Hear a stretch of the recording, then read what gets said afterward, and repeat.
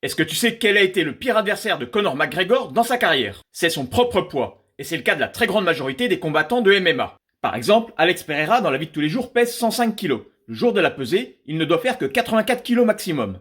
Khabib au quotidien 85 kg, le jour de la pesée 70. Paddy Pimblett, dans la vie de tous les jours, il atteint allègrement les 90 kg, alors qu'il combat en moins de 70. Dans l'univers des sports de combat, il y a des catégories de poids. Et pour être au poids, les combattants misent sur une pratique extrêmement dangereuse, le weight cutting.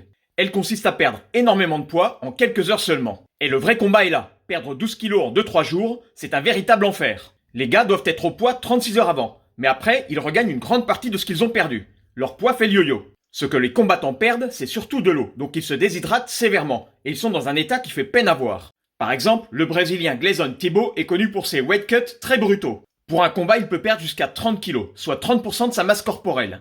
Évidemment, le corps encaisse très mal ces changements et finit par lâcher. Parfois, lors de la pesée, les combattants tiennent à peine debout.